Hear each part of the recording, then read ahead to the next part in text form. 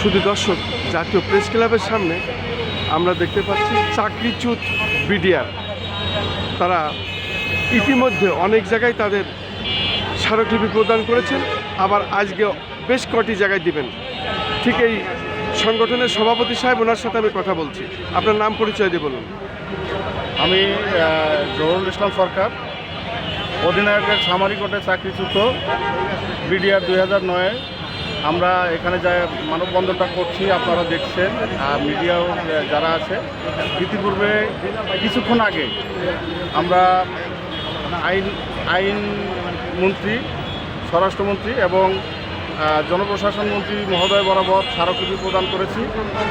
এখন আমরা কিছুক্ষণের মধ্যে মানববন্ধনটা করব। আমাদের দাবিটা হলো, আমাদেরকে একেবারে অন্যায়ভাবে, আমরা কোনো প্রকারের দোষী না, এবং আমাদেরকে এমনও লোক আছি আমরা, আমাদের কোনো ইনভেস্টিগেশনও করা হয় নাই। আমাদেরকে তদন্ত কমিটির সামনে বা যেটা লোকাল তদন্ত হয় সেখানেও তাদেরকে ডাকা হয় নাই।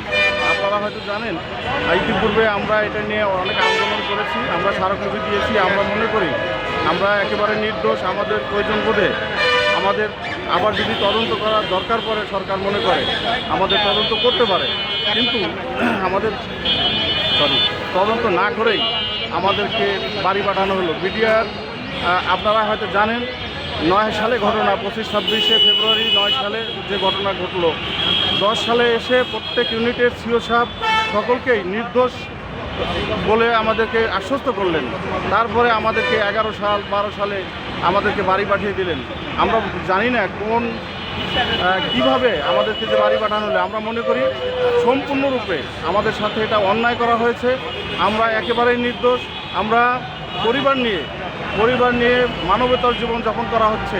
আমাদের সদস্যরা কেউ যদি সিকিউরিটি গার্ডের চাকরি নিতে চায়, সেখানেও বড় বড় যে কর্তা ব্যক্তি আছেন তারা নাক ছিটকায়, এবং আমরা কোথাও যে রিক্সাটা চালাবো সেটাও আমাদের সম্ভব হয় না।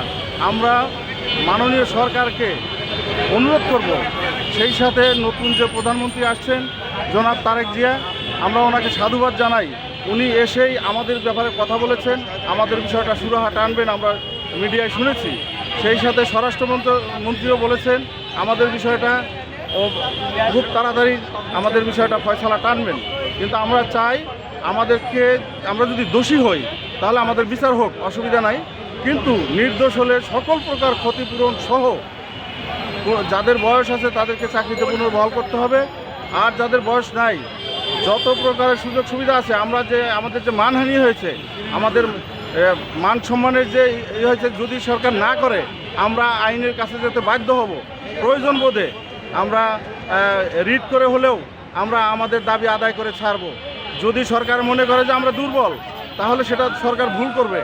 আমরা রাজপথ ছাড়বো না কোনোভাবেই। আমাদের দাবি আদায় না হওয়া পর্যন্ত আমরা রাজপথ ছাড়বো না। কতজন আছেন? আমরা যেটা জানি, আমাদের এই অধিনায়কের সামরিকটে চাকরিচ্যুত বিডিআর 2009-এর আমরা সারা দেশে টোটাল অন্যায়ভাবে যে বাড়ি পাঠানো হয়েছে, আমি এটাকে অন্যদের বিষয় বলবো না। আমাদের এই গ্রুপের যে সদস্যগুলোকে পাঠানো হয়েছে সম্পূর্ণভাবে অন্যায় পাঠানো হয়েছে। প্রায় 3000-এর মতো সদস্য। এর মধ্যে আমরা পিলখানায় আছি, দেশের সীমান্ত অঞ্চলে ছিল, যে পিলখানার বাহিরে সবাই মিলে আমরা সকলেই একেবারেই নির্দোষ। আমাদেরকে জোর করে বাড়ি পাঠানো হয়েছে। সরকার আমাদেরকে দুর্বল ভাবলে আমি মনে করব সরকারের ভুল হবে। এবং আমরা এখনও যে আমাদের শক্তি সামর্থ্য আছে, আমাদের যে সৈনিক আমাদেরকে কাজে লাগাতে পারে, আমাদেরকে জোর করে বেকারের তালিকায় দেওয়া হয়েছে। এবং যেভাবে বেকারের অভিশাপে আমাদের ফেলেছে, যদি শুধু বেকার হতাম সমস্যা ছিল না। কিন্তু আমরা কিছুদিন চাকরি করে আসার পরে এখন যদি মানবেতর জীবনযাপন করছি, কেউ আমাদের দিকে তাকাচ্ছে না। পূর্ববর্তী যে ইন্টারিম সরকার ছিল, ইন্টারিম সরকার আমাদেরকে নিয়ে স্বাধীন তদন্ত কমিটি গঠন করেছিল, কিন্তু দুঃখের বিষয় সেই স্বাধীন তদন্ত কমিশনের যে রিপোর্ট জনসমক্ষে প্রকাশ করা হয় নাই। আমরা সরকারের কাছে এটাও দাবি করব, অতি দ্রুত স্বাধীন তদন্ত কমিটির যে রিপোর্ট জনসমক্ষে প্রকাশ করা হোক, এবং যারা এখানে দোষী, নতুন করে যদি কেউ দোষী হয় তার কঠোর বিচার হবে। আর যারা নির্দোষ তাদেরকে জনাব সরকার বাহাদুর চাকরি ফেরত দিতেই হবে। না দেওয়া পর্যন্ত আমরা রাজপথ ছাড়বো না। অনেক অনেক অনেক অনেক ধন্যবাদ আপনাকে। নাও সবাই ধরো, হ্যাঁ একটু সরেছিল।